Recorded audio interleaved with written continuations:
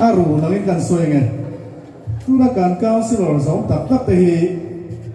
tun LMC ka in than do na khan a phong vuan tu lam atang te party da atang ten khem na sa ta kan tok ve ni helai CDP kan ti saskia sum a contract incentive ti ta su nep te ni a mai ro chu in tan he zo ram tan hian tun din huna ZPM lo chu om lo ve tin so foi khat ein an patna an sang talova chu tian che chun hau long ni pui ta po ka cha du chu an ni ma huai tu en tu thil tu ran om to so foi khat ein nu patna lo phal lo fra tu ri ka ngen chu ni amar chu kan han soi du pakala chu an sia che wang kha sa ni so priya ta helaya ai tu na po kum som thum panga kan la pum lung lo kan ya lo pang teng tang valen testimony thiam lo takin karam soi ve khan ya ka testimony thom tak te bilo ngai khak saka ke ma rin na le be se nai lo ngata vo sang li zaruk som ni pasari lai me min pein patina sa taka min lang kaya voi ne hen in chunga lom thu ka soi non le du ni voi ne a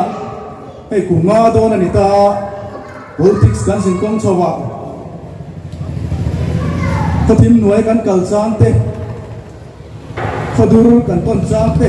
atamani ama ro chu be se na sa tak mi puin haw lo mi puile lung lei no mi pui min pe ka wangin tu ni ka thenga thei to suin ke kala pen je na poi nang mani wani ti ka soi du po ina to le chang sa ni som paria tin khana khan in zara mi pui zara ka lo lo ti nei chuan tin in nena soi tam tak te po ka nei ve ni cho ti ro chuan ka lo ting lo nei point tin emele fan chu ka nei lo wang ka thil ti thei po tle mang mi te nga ya eng ma an lo mai the am mai ro chu ka thu soi le ka tiam te nge takin ka diam ka tiam ka tiam rin chanin ka tiam le mi pui zara le in support na awangin ei voi ni kal ko ka ran ngai to le a mi te ngai chuan be tham he ma se entina na jersey ho te tu mei te han sem theng kon patian koi na za ka ti ve in ka fia a patian chunga le chunga mi support na vai nom tu ka soya in zara ka lo MLA ni chuan ka soyang le ka tiam ang chun din ke ka tum do ni a to per ka tingal mai ang soi tu chu ka nga mai nang min thang lo ke ka thang chu ke ma ka thang chu zo an le ka thona kan mom deu khan ei pathian le kan ho tu da du sak na changin Southern headquarters sa president sa bertika ni chowa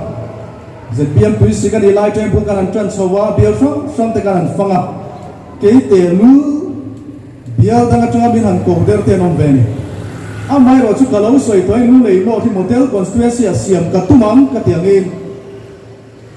ke pense ka tumam amai ro chu pathian le in support na kamamu a kapara min kai chang pho kai chang omang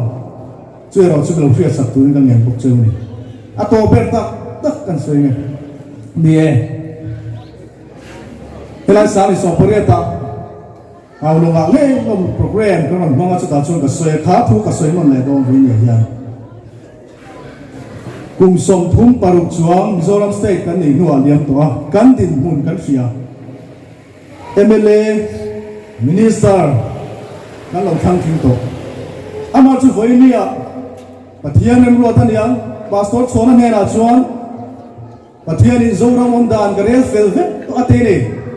ZPM pathian fiat thia kan nga ya aram piang chuaka ZPM kal thlangin kan leader vision zong te kan leader kal thlang te tin helai hunai in ai on ha thokor ha turin ke kon pen chuaka chung te kal thlang chuan nang mani involve ve thei do ro na ni in re thei pui tu cheu ka ho san sak pui tu cheu in ka ron in pe ni ti kha kan han soi non ve le nge ka lo me